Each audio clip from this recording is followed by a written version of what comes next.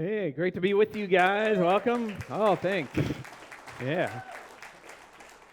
Met some of you. If I haven't met yet, my name's Carter Moss, pastor down at Newbreak Ocean Beach. Swapped with Danny today, so he's down there speaking at OB. I told him to make sure he wears flip-flops on stage. I get to be up here with you guys. If you're brand new, if it's your first time here, please don't judge the rest of Newbreak just by me. So don't reserve, wait for next week. I don't want to crash your experience. No, Pastor Mike will be back actually next week. Well, he's here today, but he'll be back speaking next week. Actually, kick off a brand new series for you on a book of the Bible that I don't really know of hardly any other church that's ever really taught from. So it's going to be super fun. We get to jump into Malachi, but today it's really nice of them to give me really the best Sunday of the year because it's the one where we got an extra hour of sleep, so I know you're extra awake, lots of energy. I figured since we got an extra hour, we'll just go an extra hour or so at church, so if you're cool with that, because I kind of got a lot to say, so just kidding. It's all right. I got to get home and watch my football team too, so we'll get out of here. But no, really glad you're here.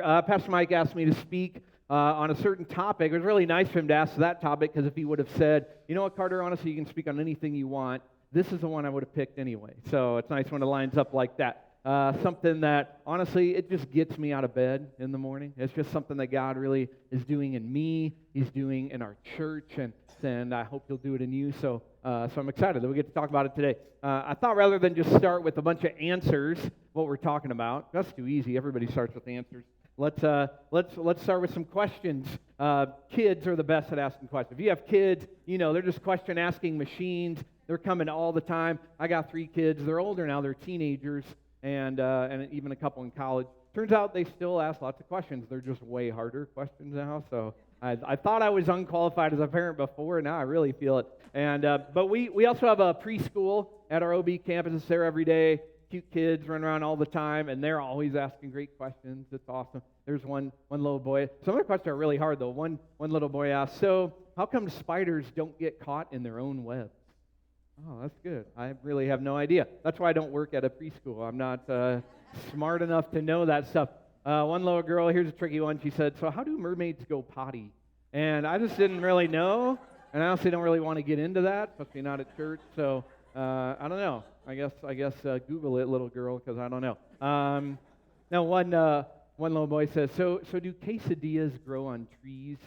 I said, "Well, not yet, but keep dreaming, because, maybe God will do that." No joke. On Friday, though, a little kid came up and asked me this question I've never been asked in my whole life. He came up, because I came up kind of out of my church office and walked by all the little kids, say hi, and no joke, the little kid goes, "Are you God?" I mean, that's a heavy question. I've never been asked that in my life, and I was like, wow, well, no. But then I started to realize, I think I just look old to him. It's the gray and the beard. And then I'm like, well, I'm not God. He's a lot older than me and better looking than me and stuff. But yeah, we want to help people know God. Anyway, kids always got questions. As adults, we're always asking questions. We ask some heavier ones, some harder ones, right? We're all, always kind of reflecting, am I where I want to be in life? Where do I want to go next? My career, what's my purpose in life? All these big grand questions. I want to share with you a question today that really God used it totally unexpectedly, really just kind of shape the whole rest of how I do ministry or as a pastor, and also even just me as a Jesus follower, just as a guy trying to figure out how to live out my faith. This question just hit me. Man, first time I heard it a few years ago, I got kind of like the Holy Spirit chills, holy goosebumps, the goosies, or whatever you want to call it. And is that what J-Lo calls it? So I got that, and so I hope God uses it in you. And here's the question. It goes like this, that if your church were to ever have to close down and shut its doors, that does happen to churches all over America every week, would your community even notice? Would they even care? Would they just say, "Hey, free building, right? Building opened up, cool. Maybe it'll become a cool coffee shop, maybe a hair salon, maybe a chicken restaurant, right? Maybe that's what it'll be." Or would they really miss it? Or do churches often just become like a little country club for Christians, right? The people that go to the country club miss it, but nobody else really cares. It can become kind of country club for Christians. I pay my membership dues, so I better get some good membership benefits here, show up to a few events. Or would they miss it? Just recently, little local business in OB that's been there for a long time just closed down. It's called the Lazy Hummingbird, and this really cute little coffee shop super cool. And our whole town is really grieving the loss of this place. And part of how I know, we have really active Facebook groups in our community, 10,000 people on there, and you get to hear their thoughts all day and night long.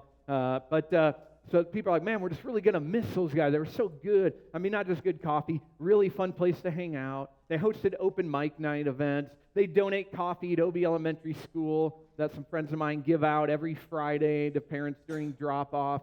They sponsor all our local community events, and the town really misses them. And I thought, man, do people feel that about a church, about a group of Jesus followers?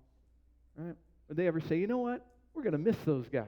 We're going to miss that church. They made our town better. They shared their building with us. We all got to go in there and do stuff. They're so good with kids. They're really good with teenagers, right? They know how to take care of our teens, give them stuff to keep them out of trouble. They're always helping sponsor all the things in our community. They're always donating to places. They help people when we know they're struggling with, maybe divorce or kind of addiction recovery. Would people miss us? Would they care? When I first heard that question, I was pastoring at it was similar multi-site church like this in the suburbs of Chicago.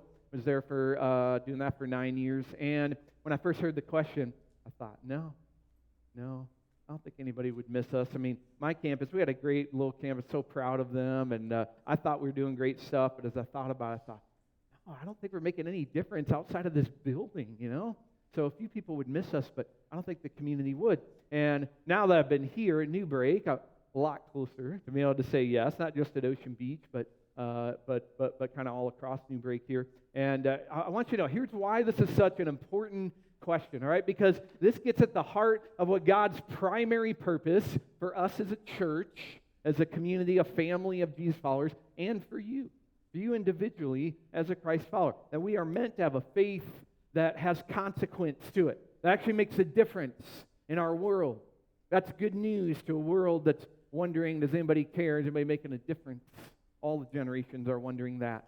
And God says, yes, that actually is my primary purpose for you. And maybe you have felt like something's missing in the Christian life. Maybe you're like, so is this it? I'm just a little busier on Sundays.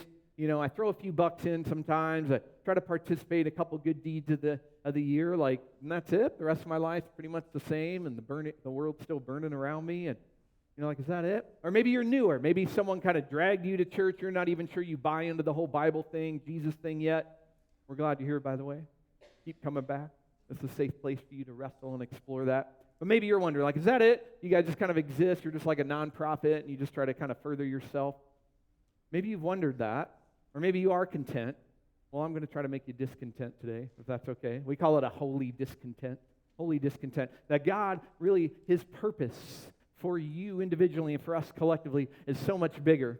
And before we jump into the passage I want to live in for a little bit today, I just want to show you super quick, all right, why and how we know this is God's purpose from the very beginning. So real quick, look at the very beginning, book of Genesis. All right, where everything kind of gets kicked off. And God comes to a guy named Abraham. We don't have time to tell his whole story. He's a faithful guy following God. And God says something to Abraham that's so important because God says it to you. Because the power of these Bible stories isn't just that they happened a long time ago in a land far, far away. It's that these Bible stories still happen. So God still shows up to people. He shows up to you. And He says, go. He says, go. And for a lot of you, you went. A few of you are incredibly rare unicorns. You actually born and raised in San Diego. But for a lot of you, God says go, and for at least this season in your life, you went and you landed here. And God says go, and all the places you've been sent to, off to school, off to all the different places you've moved to in your life. God says go. He says when you get there, I'm going to bless you. I love those promises from God, right? So I'm going to bless you, make you great. And then He says, and then you will be a blessing. He says, you're going to be blessed to be a blessing. My blessing will flow to you, and then it's meant to flow out through you. And God says this to anyone who decides to become a Jesus follower. Your conversion is your commissioning. This isn't just for the pastors or the missionaries or the Mother Teresas. This is like anyone who says, I want to follow Jesus. God says, well, good, because I'm going to bless you, and you're meant to be a blessing. And so the whole rest of the story of the Bible, of our history as humanity, is God saying, I want you, my blessing is going to flow through you to other people. Let me show you one other spot real quick in Old Testament, because God's blessing is actually tied in to place. And I think that's something we never think about. Or maybe that's just me, because I can be kind of slow sometimes. I never realized that after I was Christian for a long time, that God wants to bring blessing to the place that you're at, where you live, where you work, where you hang out and go to school and surf and work out. God wants to bring blessing there. We read an awesome verse in Jeremiah 29, Jeremiah, the Old Testament prophet. And most people know one great verse out of the book of Jeremiah 29:11. God's speaking about blessing again. He says, I have great plans for you, prosper you, bless you. But we got to back up. Back up a few verses in Jeremiah 29:11. And God says it's actually tied to place. Now, God was speaking this through Jeremiah, by the way, to people living in a place that nobody wanted to live there. They were actually, imagine this, being dragged out of the town you're living in and forced to live in a place you don't want to live. They were forced to live in Babylon as exiles. Nobody wanted to be there. This would be like you being dragged out of here and forced to live in Canada, and just nobody wants to be there. So let's be honest. Just kidding. Jesus loves Canadians. It's okay. You don't have to be offended. And so God dragged them there, and I'm sure they're praying, God, I can't wait till you take us out of here. Send us back home. I don't want to live here. And here's God's answer for them. You know what I want you to do there? I want you to build houses. I want you to settle down, plant gardens, eat what it produces. It says, I want you to marry and have kids. And he goes on, talks more about family, grandkids, all these things. And then he says this powerful thing. He says, seek the peace and the prosperity of the city into which I've carried you into. Pray to God for it. Because if it prospers, you will prosper. And so God says, I want you to pray your city, to look for its peace and its prosperity, for your town, for Tierrasanta, Claremont, Ocean Beach, or where you're at in San Diego. Do we ever pray for it? Do we ever care much about how it really turns out? I don't really care. I got enough of my own problems, right? So we don't think about the place that we live. But God says the peace and prosperity of where I live is tied to my own prosperity. That's interesting. We already know some of that. You know this. The better your town does, the better you do, because the schools get better, your property values go up, right? So God was right. I mean, my town does well, I do well. But I believe he meant also in some spiritual, maybe even mysterious way. As it prospers, you prosper. God wants to bring blessing into every community. And so where we're at, he calls us to be this force of blessing where we go. And I want to talk about how we do that today. That's a big conversation. There's a lot of pieces of how. We're just going to look at one thing. Just one thing that if we can get good at this, it helps you know how in the world you just wake up out of bed every day and go to work or go to school and be this force of blessing. And it all begins here, and it's something that I think is very overlooked and very underrated, and it's the idea of listening. Learning how to listen, not just to people. I want to teach you how to listen to your community and to even where you work and go to school. And so really learn how to listen. The inventor of the stethoscope said, listen to your patients because they're telling you how to heal them. And so if we want to know, I don't know how do I bring blessing to people? What does that even mean? Well, if we listen to them first, we will know how to bring them healing, how to bring them hope. Jesus, by the way, was a great listener. I think Christians are supposed to be known as really good listeners. I don't know if we're known as that, at least for a while anyway, for several decades. Christians weren't known as great listeners. Nobody's like, I love those Christians, because they're always the first ones to just really sit and just listen to you, just ask you good questions. I think we're known as the talkers. They're the first ones that want to preach at you. They always got their bullhorns ready to air all their own opinions and all their ideas and telling you everything you should do. We're meant to be great listeners. Jesus was an incredible listener. I believe that's part of what drew people to him. And Jesus, believe it, I don't know if you knew this, he actually is as known for his great questions as for his statements. Did you know this? As you look through the four Gospels, Jesus actually asked 307 different questions total, which I will now read to you each one of those so that you can really get an idea. So, no, let's don't do that. But no, he asked a whole bunch of questions, right? And some of them, very memorable ones. Some of you are familiar with some of the gospel stories, and some of you are newer. It's fine either way. One of the great things he asked, I love this one. I need to remember this one every week. He says, who of you by worrying could add a single hour to your life? Oh, that's good. I need that during the week. One of his favorite ones asked was this, who do people say that I am? That's a good question even in 2019 in San Diego. Who do people say that I am? You should go survey people in OB about that. You get some interesting answers. He loved asking that. Here's one of his really profound ones. He says, what good does it do somebody to gain the whole world and just end up forfeiting their soul in the process? He had a lot of great questions. His favorite one he ever asked that I love, and I use this question almost daily, is, do you have anything to eat? So I love that Jesus asked that because I just like to eat. And so I tell people I'm just being really biblical when I ask that. So I'm really glad that he asked that often. He did. But really, my really favorite question of his, and it happened one time. He was kind of on his way from one place to another place. He's a busy guy, and he's doing his Jesus-y things that he does. And so he's on his way, as sort of his entourage around him, and they're all with him. And there's a couple blind guys on the side of the road. And of course, they can't see him, but they hear him coming. They hear all the commotion. They shout out, "Hey, Son of Man! Hey, Jesus, over here!" And of course, Jesus' followers, being so kind, they're like, "Shut up!" Like, leave you, right? They don't get it yet. So, like, leave him alone. He's busy. He doesn't have time for you. Shut up, right? Here's what's so cool about Jesus. He always has time. Right? He always has time. I need to learn that, people. And so, one of the great phrases about Jesus stopped. Isn't that cool? He stopped. Doesn't matter how busy he is, he stops to listen to you. So he stops and he asks him this incredibly simple yet profound Jesus question. What do you want me to do for you? That's so cool. That's so backwards. I mean, if he's going to stop, they should say, Jesus, what can we do for you? We're here to serve you. Well, actually, the verse right before this story, Jesus says, whoever among you wants to be the greatest needs to be the servant. And then it's almost like he says, now let me show you how. And so he asks this incredibly servant blessing. What would you like me to do for you? How can I bring blessing into your life? I love, by the way, that Jesus didn't make assumptions. He could have been like, all right, well, let me just, boom, you're healed of blindness, right? Took care of that one and keep going. He really wanted to know what he could do. What if blindness wasn't their main need? We're allowed to use our spiritual imagination with Scripture, right? So what if one of the guys is, what I really need, Jesus?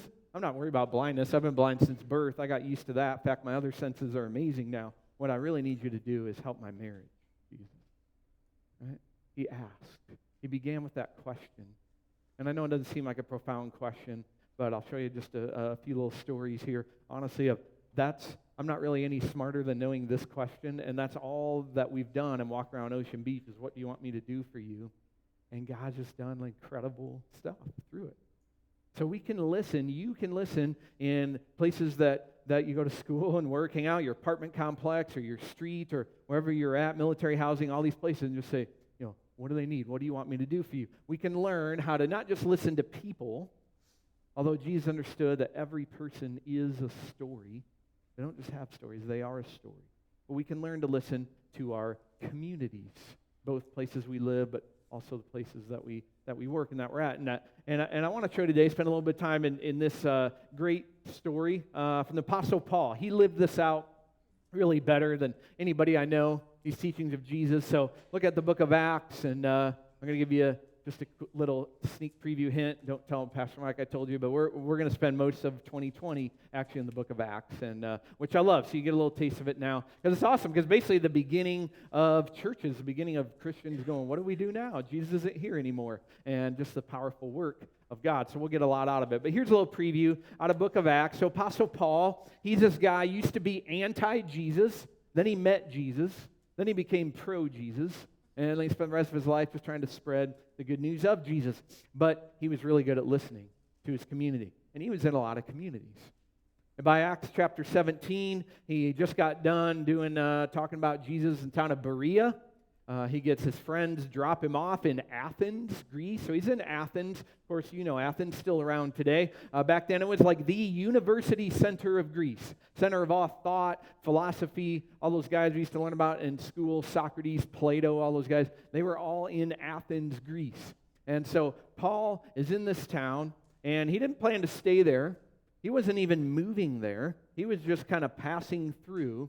But check out what he did while he's there. While Paul was waiting for his friends in Athens, he was greatly distressed to see that the city was full of idols, like literally little statues all over of all these different gods. Some scholars have said there were 30,000 gods in Athens. That's more gods than people in Athens. I mean, Paul's just seeing it everywhere. So he reasoned in the synagogue with both Jews and God-fearing Greeks, as well as in the marketplace day by day with those who happened to be there. Pretty cool. Paul didn't spend all his time debating church people at church. He spent time out in the marketplace, day by day. That's where you are. That's where we need you. Don't spend all week here. We don't want to see you all week. Don't spend all week here, right? Go to where you live and work, in the marketplace. That's where Paul was. A group of Epicurean and Stoic philosophers began to debate with him. That's two different groups of people. One are total atheists. They don't think there's any God at all. The other just thinks God just sort of this universal force that's everywhere. And so they're debating with him. Some of them ask, what's this babbler trying to say? They're trash talking a little bit. What's this guy babbling on about? Others say, he seems to be advocating foreign gods. They said this because Paul was preaching the good news about Jesus and the resurrection. And no joke, some of these guys thought, oh, Paul's telling us about two more gods. Now we have 30,002 gods. One of them is named Jesus, and the other is named Resurrection. Like, no joke. Right? I mean, that's what they thought. They just have never heard this. So they're just saying, well, what is this all about, right? So then they brought him to a meeting of the Areopagus where they said to him, may we know what this new teaching is you're presenting? You're bringing some strange ideas to our ears. We would like to know what they mean. Ooh, they're hungry to learn more. They're thirsting for more, almost like Paul was being salt, and they're thirsty for more.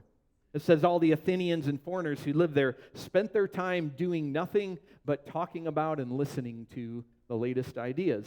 I didn't know they had Facebook back then. That's kind of cool, but isn't that what it is? Just sharing our own opinions all the time, listening to everybody else's. So that's what they did. Paul then stood up in the meeting, and he said, people of Athens, I see that in every way you're very religious. For as I walked around and looked carefully at your objects of worship, I even found one altar with this inscription. It says, to an unknown God. Imagine that. Just here's a statue. What's its name? Unknown God. Yay, let's worship him. That's awesome, right? Well, that's just crazy. Like, we don't even know him, but yes, let's worship and follow him. He says, you're ignorant of the very thing that you worship. This is what I'm going to proclaim to you. This is what I'm going to tell you about. He walked around. He listened. He saw they were very religious. You would find that in Ocean Beach as well. A lot of spirituality, a lot of religion around. Paul says, let me tell you about it, though. And so there's a lot we learn from how Paul did this, and it starts here, and some of you, maybe you've done this already, but maybe you haven't. Have you asked God yet to move your heart for the people that you're around right now? I think when it gets hardest is when we feel like we're just passing through. I know for some of you, you've landed in San Diego, this was your dream, you're here to stay. Until you die. And I think you made a good choice because it's a pretty awesome place. Live out your life. Others of you are like, honestly, I'm just passing through military. I'm only here, 3 years or just for a little bit, or I'm only here long enough to save up money to get a place, or I plan to retire wherever else. Remember, all these stories, listen, Jeremiah didn't plan to stay in Babylon, right? Paul wasn't going to stay in Athens. Jesus wasn't planted right there. He's on his place somewhere else. It doesn't matter. If you're in San Diego for a few months or the next several decades, I believe God called you right here, right now, to be a blessing, to seek the peace and prosperity where you're at. And so we ask, God, move my heart. You see, Paul, greatly distressed. It hurt him to see people hurting, to see them so lost. Great story of Jesus. He gets to sit over and just look out over Jerusalem, and it says he just wept over it. He sees the brokenness. Maybe you see that in your apartment complex or on your street or even in your office where you work. God, move my heart for the people that I'm around. And then after that, Paul actually spent time. Again, remember, he wasn't planning to stay, but he looked, he watched, he listened, he paid attention. I love that he walked around, he looked carefully. And then he says, and this is what I've seen, and so this is how I'm going to make the gospel fit for you. Paul adapted the gospel to fit for his context, and we're called to do that. We figure out what makes this good news to this group of people by listening and walking around. And we can do that where we live at. I think we all kind of assume, wasn't that what, overseas missionaries do that? If you're going to go, do missionary work in the jungles of Africa, you got to go there and you got to learn their food and learn their language and learn all their customs, and then you can kind of figure out how to do it. But what I think we miss is we're meant to do that not just overseas missionaries, you're meant to do that right here where you live. I had to do that. God had to teach me how to do that. I moved my family here 5.5 years ago from the Midwest. I'd grown up in Iowa and then ended up in Chicago for a while. And then we came to this crazy, quirky place called Ocean Beach. I thought it sounded nice because it's like ocean and beach. And I'm like, that just sounds like a pretty beautiful place. I'll go suffer for Jesus there if I have to. So I did that. And Pastor Mike let me come try that. And so we moved out here, and honestly, totally different place. I had to learn the language. I had to learn the food. I had to learn the customs. There's all sorts of foreign foods here I've never seen in my life. I'm telling you, in Midwest, we would never put fish on a taco. That's a disgusting idea. Fish? Right? Like fish sticks? Like, what do you mean, on a taco? Because we don't know. That's the only fish we ever eat. And so I get out here. I got to be honest, though, I'm totally hooked now. So now I have to confess to God often my gluttony of fish tacos. Because in OB, I found a place with salmon tacos and spicy shrimp tacos. But anyway, it's almost lunch, so I should stop talking about food for you. But I had to learn that. I didn't even know. I'd never tried one in my life. Then there's foods that honestly I thought are made up. Acai. I've never seen an acai tree. Is this even a real thing? I don't know. Apparently, you put it in a bowl, and then you just eat it, and then it's good. I don't know. Right? So there's all these foreign foods, kombucha. Just stuff that honestly sounds made up. But I trust you that it's real. So I've had to learn all these different foods because, I pretty much eat like meat and potatoes and corn, and so this stuff is different. I had to really learn the language. It took me a long time to stop saying pop all the time. People would make fun of me, and I have to learn that it's soda for some reason, and all these things. I learned how to use words like, hey, I'm stoked. Are you stoked? We're all stoked, right? And so we do that. Sometimes Mike's like, you're not using it right. I'm like, I know. Sorry, I'm working on it. So, I'm still learning some of the language. I have to learn all the customs. And in OB, actually, I had to learn some new smells that we don't really have in the Midwest. I actually had no idea there were so many skunks in Ocean Beach. It was really weird. I don't feel like I ever see them, but, man, they sure are spraying all the time. I don't know. I had to teach my kids about that, too. So I had to really learn, like, the town that I'm in. And you have to learn it too, right? So where you're at, because think about it, even the places you're sent to work, they have a whole different set of language. Military, man, I haven't even come close to learning all the acronyms, right? You have your own layer. You even go work at Starbucks, they got their own language, right? All these words from their own culture. You learn where you go, and that's how you're a missionary, right? So I learn it and embed it and be in it. Now I know how to bring good news to people. So how do we listen? What are we listening for anyway? What does that even mean? Well, here's a few of the questions we ask. And again, you can ask it of the school or where you work or even your little street or even a whole town. Where's my community hurting? What do they need? What do they celebrate? That's what I've asked a lot around OB. And I've learned a lot of it. Again, social media groups have actually been one of the greatest tools that really no pastor or no Christ follower in the history of our world has gotten to have, is we literally get to hear what people are thinking and feeling all day long, whether you want to or not. Many days I don't want to, but it's given me just incredible insights. And so that, and just as we're out meeting people, one of the things learned about OB, where they hurt, if you look at from the outside, you'd say, oh yeah, you guys definitely struggle with, homeless has got to be your biggest issue there, homelessness and crime and all that. Yeah, for sure. It's definitely one of the biggest ones. We're figuring out how to navigate it well as a church. But I actually don't think that's people's biggest fear, biggest need in OB. Part of what I've learned is I believe people's deepest fear is fear of losing their identity as a town, because they have this vision, and you can decide whether you think it's accurate or not, but it's the last real remaining authentic beach town that hasn't been changed and gentrified and all this. So anything that threatens that just like drives people crazy and gets them so full of fear. Like, for example, earlier this year, a Target tried to open in our town. What? A Target? You would think people lost their mind. People are picketing the streets or wearing T-shirts, no Target. It's a Target, right? But it's speaking of their deepest fear. It's going to come in and then everything's going to change. It's actually a pretty nice Target, by the way. I've been in there. But don't tell anyone that I've been in there.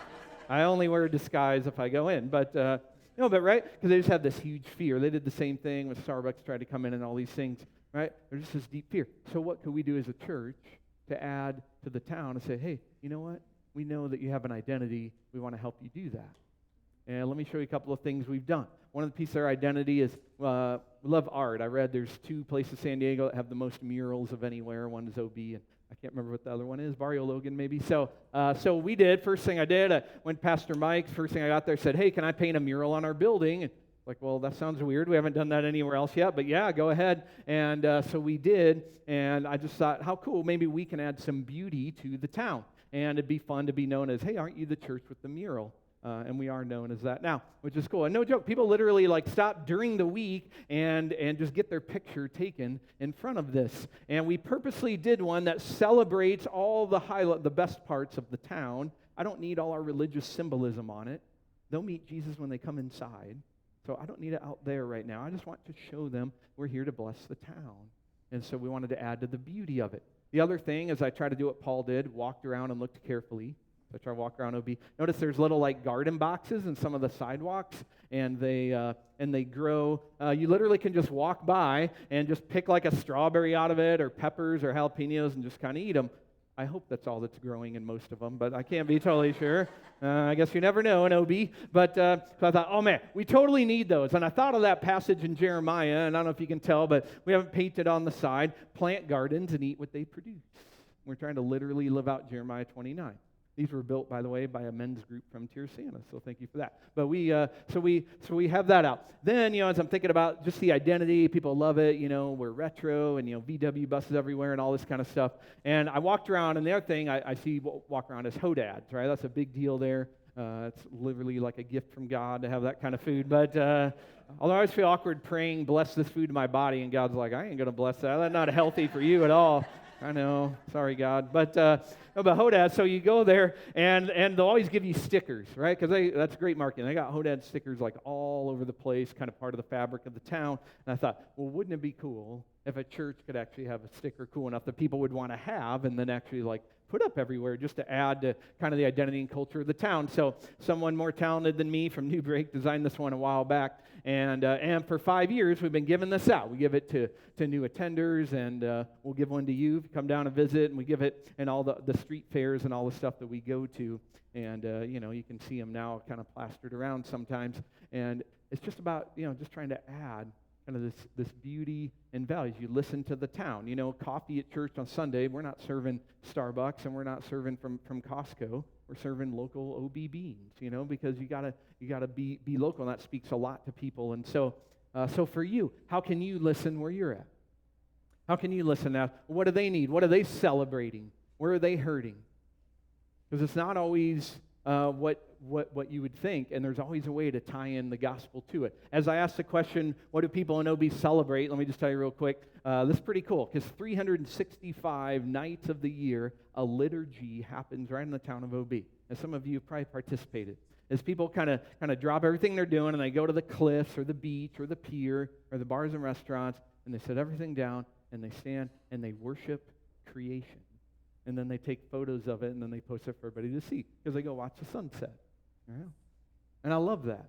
And I love that people are worshiping creation. You know why? Because I think when Paul said, so I noticed that you're worshiping an unknown God. Let me tell you about this guy. I noticed you're worshiping creation. You can know the Creator. Yeah. We can tie people to the Creator as they do that. And so that's why we asked, what do they celebrate? And, our town celebrates music, so we host open mic night and do all that and see who comes and see what it's like. I mean, it's just all about listening and tying it in. And as Paul did that, part of what's cool is, look what it did. It built big-time trust. If Paul just showed up and started doing crazy ideas that don't make sense there, or just kind of preaching judgment, they'd kick him out of the town. But instead, they say, come with us. Will you come with us to the town council? Because we really want them to hear more of this message you're talking about. The message of God, the mission of God, that he's actually putting the world back together and restoring it to look like it was meant to be, that actually draws people in.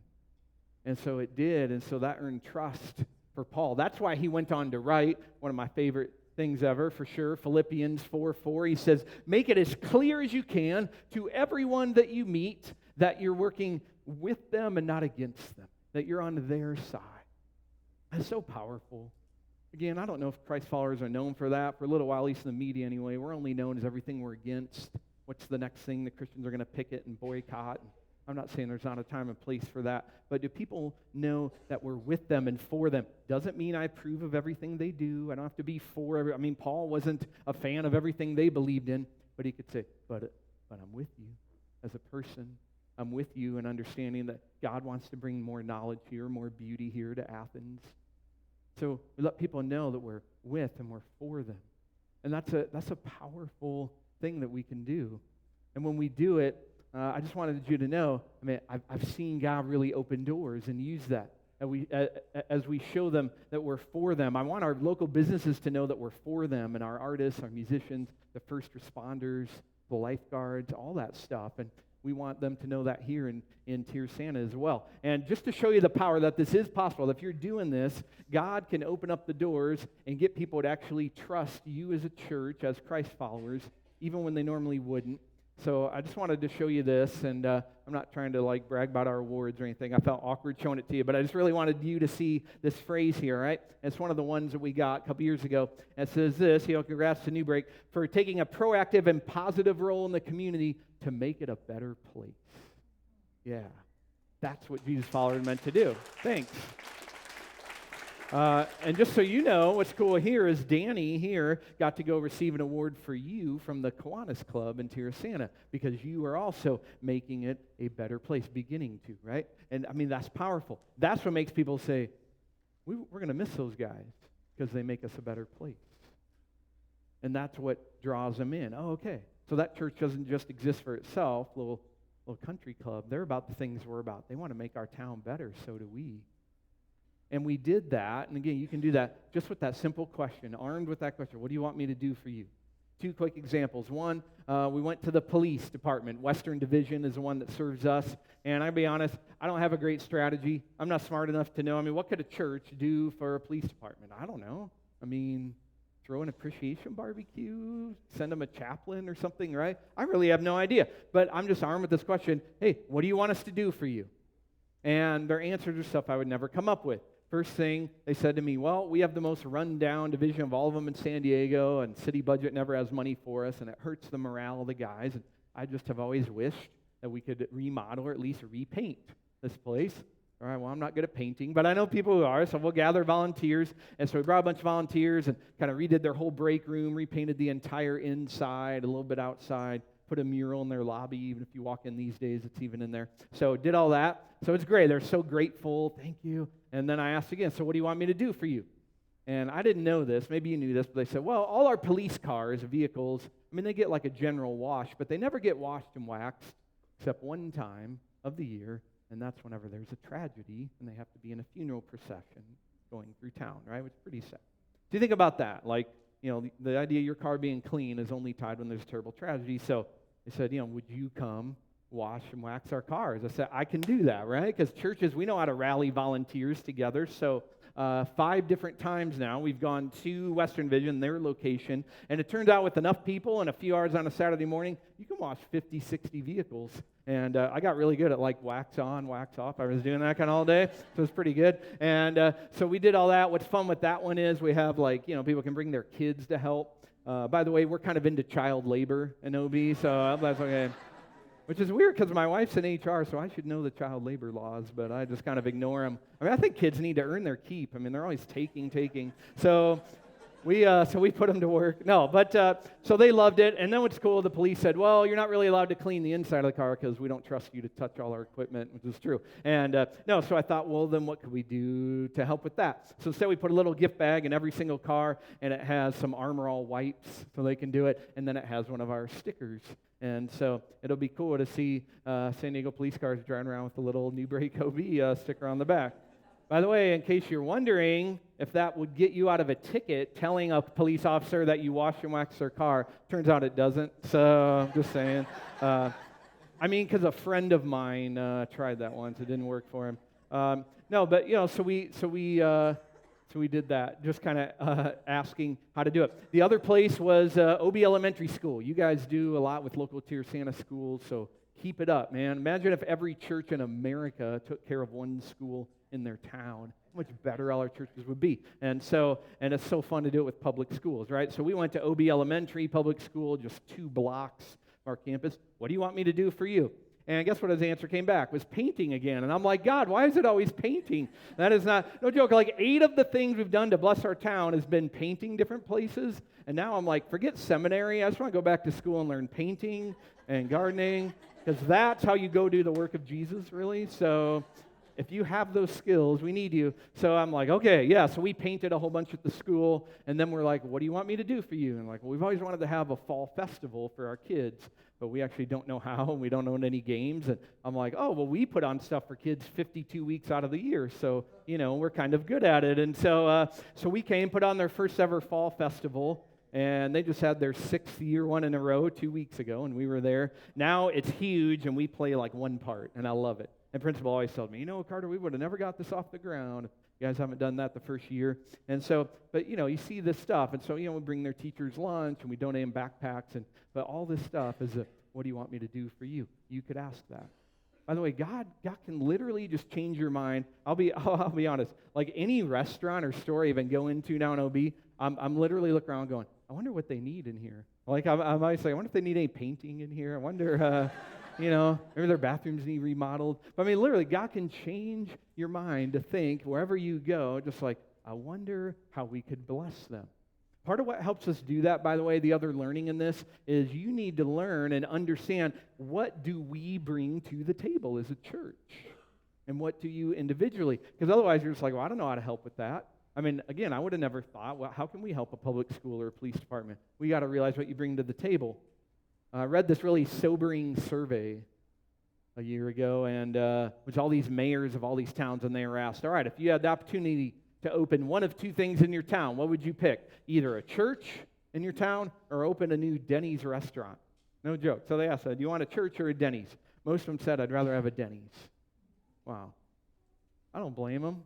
You know why? They said because Denny's employs people, it feeds people, it gives people a place to hang out. They sponsor our little league teams, and they're just a place that anyone can go into in the community, actually 24/7, right? And they can go in all the time. Plus, Grand Slam breakfast. How do you compete with that? But right. So they said that, and it's like, wouldn't it be awesome if people could say, well, no, yeah, I'd rather have a church because they share their building, they feed people. We know how to feed people, right? They give people a place to hang out and connect. They add to the value of our place.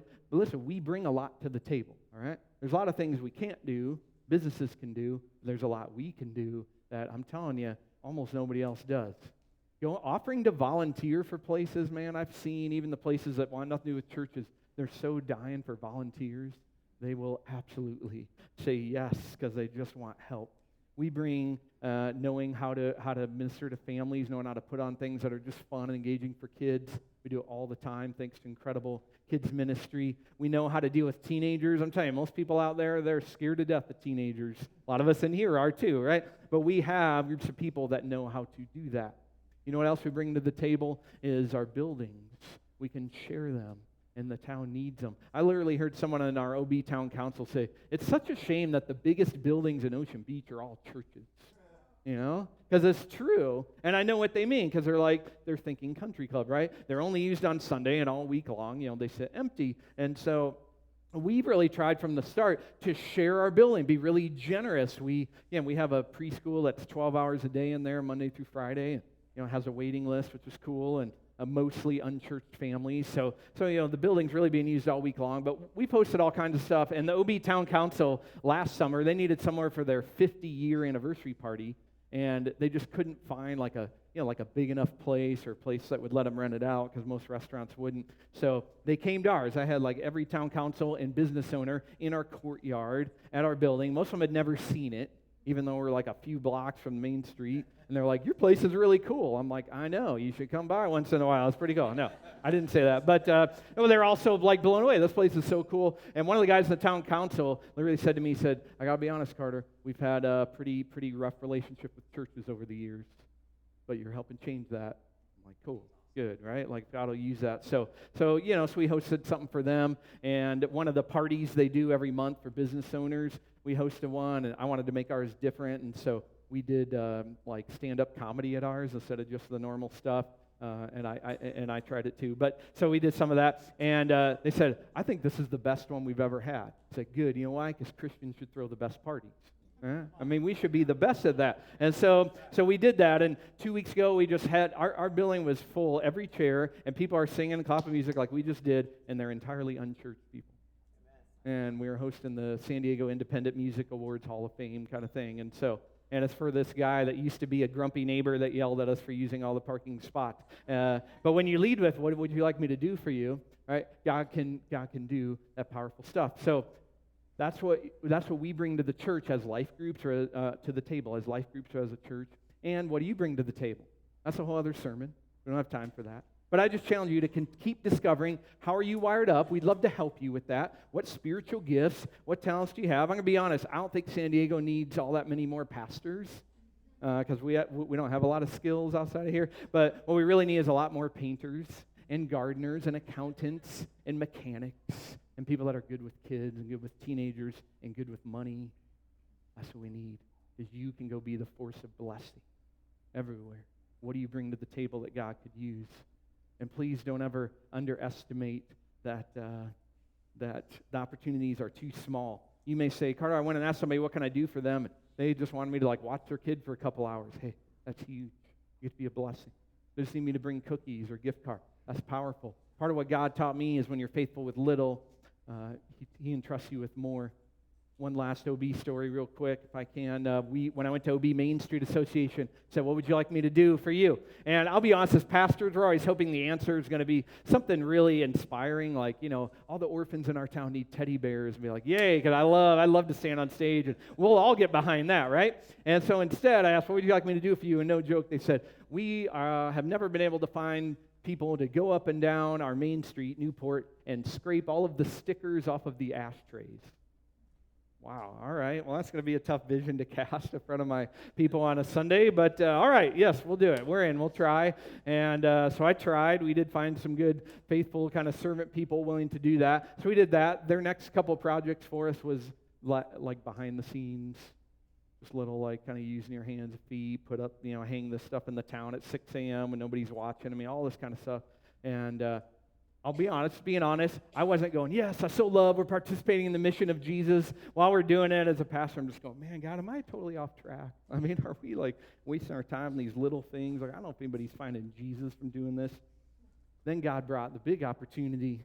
The main landmark in our town is the OB Pier. Some of you have seen it, and on the end is this really cool little cafe. They got a big cafe sign that's in all the pictures. The owner of that cafe came to the OB Main Street Association, and he said, so, my place is really falling apart and running down, but I don't have the money, and the city won't give me the money to do it. What can we do? Do you guys have any ideas? And no joke, the OB Main Street, first thing they said, well, you should go talk to Newbreak Church, because those guys are always looking for places to help. That's what they said. So the guy called me, and he said, hey, I need some painting. And I'm like, not again, God. Why, Jesus? Can I do something I'm good at? I'm tired of always painting. But no, it's all right. So we gathered a bunch of people, and we went over there a few years ago. And what was cool, I thought it's just kind of painting the inside. He's like, by the way, can you redo my whole sign, this iconic sign? And he wanted a flag, and I'm like, well, we don't really know how to do it. We literally just made that up that day and tried to figure out how to do that. And it's still painted like that if you go down there.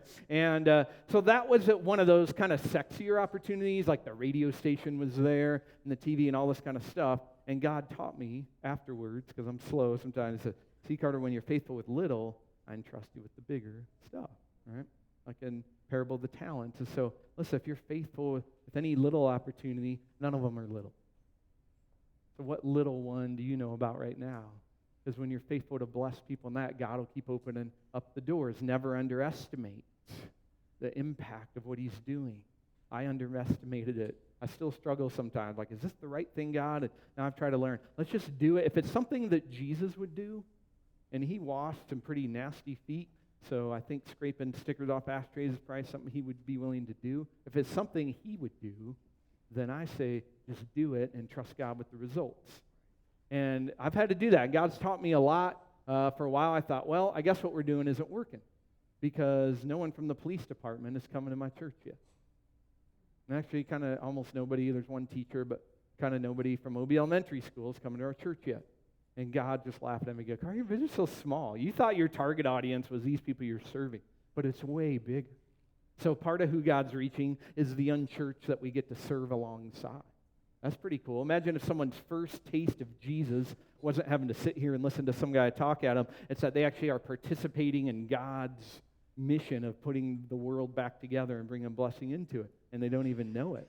And so it's all the church that are serving. It's all the new people. Honestly, the number one way people have found our church and started coming, it's not because of parking. I asked Pastor Mike, how am I supposed to grow this? There's 5 parking spots here. So I don't know how the heck you grow a church with that. You better hope a lot of people skateboard and bike and walk to church. And they do. But we did not spend money on marketing. And we definitely don't draw people there because of the preaching, because it's not really that good. So I'm like, how are we going to grow this church? And honestly, about 80% of newcomers ask them, how'd you find out about us? How'd you hear about us? They say, I just always hear all the cool stuff you guys are doing in the community, and I like that. Oh, okay. So that's the fruit of what God's doing, right? It's so much bigger. Remember, it's not always just the people that we're serving. Never underestimate. We can't do it because it's a marketing ploy or it's, I do this for you, now you better come to church for me. I do it because Jesus would do it, and then he works all this stuff, right? Just even kind of bigger than what I would think. All right, let's make this super practical before we're done, because I don't want you to just hear this and go, that's awesome. I cheer you on, keep doing that in OB, and, go Kamar and go Danny, keep doing the stuff that you're doing here. Although, by the way, Trunk or Treat, incredible job. You guys reached 4,000 people, and that was awesome. Seriously, celebrate Kamar, because she did incredible. And there were a bunch of unchurched that were actually serving and doing trunks. So, so cool. And some of them actually did come to church. So definitely high five Kamar out there. She bleeds this stuff, and so does Pastor Mike, and so does Danny. So we've had great conversations. But I don't want you to just hear that and go, good. I hope you guys keep coming up with great outreaches for us. All right? We will. We'll keep working on it.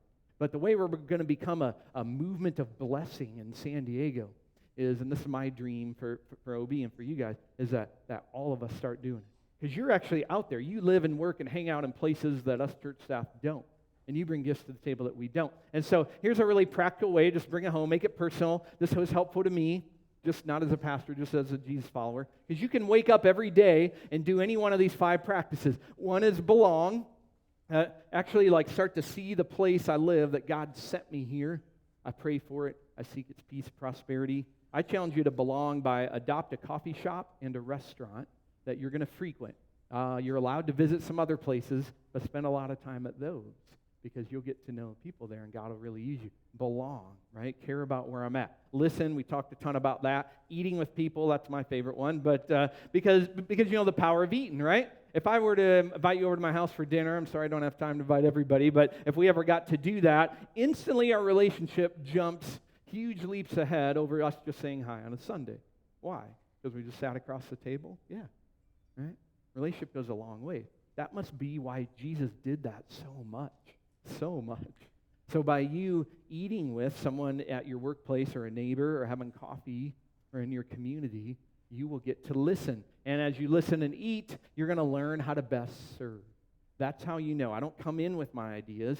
I show up and say, what would you like me to do for you? And now you know how to bring blessing and serve them. And then as you do that, I absolutely believe God will open up the opportunity for you to share your God stories with them. And really what we're doing is flipping the whole thing upside down. I was raised a Christian to believe you start with this. I start by telling people what they need to know, right? So I tell them everything about God first. And I usually don't really end up probably ever serving them. I might listen to them a little bit. That's it. But Jesus is always flipping things up on its head. That's the kingdom of God. And he says, like he did with Zacchaeus and lots of other people, well, what if you actually just ate with them and hung out and listened, and now you know how to serve, and then you bring the gospel in a way that makes sense. And so you can do that. You can do that. We don't need to just be a church with an outreach ministry. We want to just be the blessing and the mission of God. By the way, just to wrap up Paul's story, so he did this, right? So how did it turn out? Well, check it out. When they heard about the resurrection, some of them sneered, some of them just laughed him off, and others said, I really want to hear more. Others are drawn into Jesus. That exact same thing is what's going to happen when you do this. You're going to do some things, and you'll be like, well, Carter, I did it, and nobody responded. Yeah, you already knew that was coming. It didn't, not everybody responded right away. Of course, we don't know what God's doing behind the scenes, but some will be drawn to Jesus. You know, Jesus experienced that, by the way.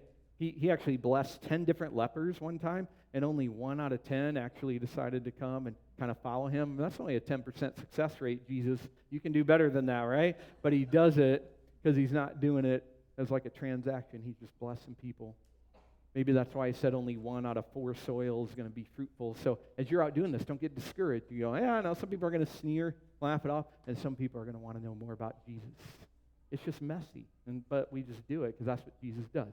And so this last thing I'll show you, that's why it helped me. I had to fix my understanding of Jesus saying, come follow me, I'll make you fishers of people. Again, he's reiterating our mission of blessing.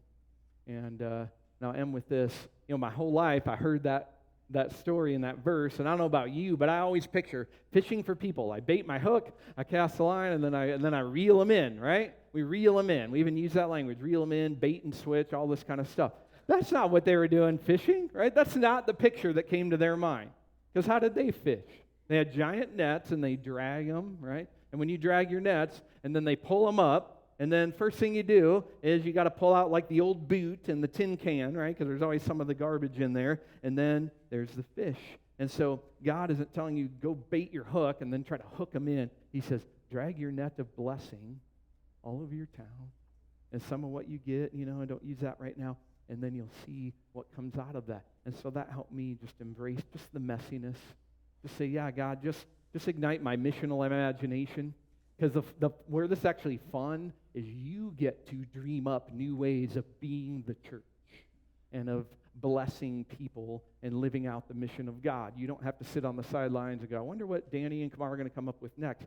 You get to dream up. You have permission to just go do it. Just go listen and just bless and drag the nets and see what God brings up.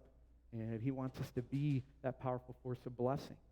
And in fact, I'd love to pray that over you, so let's pray together. Lord God, thank you that you include us in your mission of putting this world back together in our little corner of the world. I thank you that we live here right now. Some of us have been here forever, and some for a little bit, but help us at least leave today knowing you said go, and you put us here for a reason.